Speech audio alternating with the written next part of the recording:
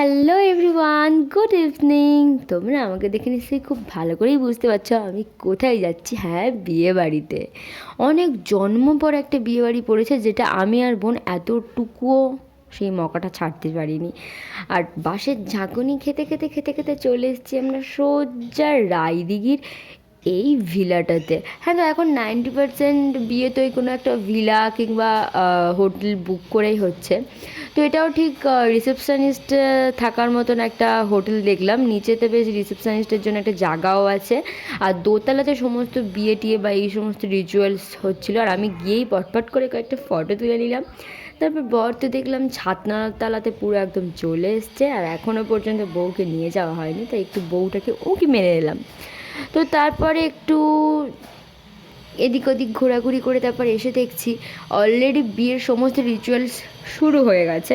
আর শালিগণ যেমন জিজুদের সাথে সমস্ত ওই মজাটা ঠাট্টা করে সেগুলোই হচ্ছিল। এই মজাগুলোর মধ্যে এটাও সেরকমই একটা। তো এটা ছিল হচ্ছে কুলোতে অনেকগুলো প্রদীপ জ্বালানো ছিল, আর সেটা কিনা দুটো পায়ের মাঝখান থেকে একজন শালি বের করার চেষ্টা করছিল। প্রদীপ তো পুরো নিভে গেছে, কুলো ভেঙে গেছে, বাট সে তো তবুও পর্যন্ত হার মানতে চাইছিল না।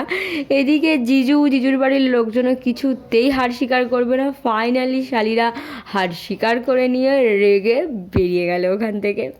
তো যাই হোক, তারপরে সমস্ত রিচুয়ালসগুলো পালন আস্তে আস্তে হতে শুরু করলো। 7 পাক ঘোরা, হ্যানা ত্যানা, তো অনেক কিছু। তো তার মধ্যে আমরা যেহেতু অনেকটা দূরে যাব, তাই আমরা খেতে চলে এসেছি। এটা ছিল একদম ছাদের ওপরে খাওয়া দাওয়াটা হচ্ছিল। আর এদিকে দেখো আমার বোন বিয়েবাড়িতে এসেও কার্টুন দেখে দেখে খাবে, তাই বাবা ওকে গল্প শুনে ভুলিয়ে রাখবার চেষ্টা করছিল।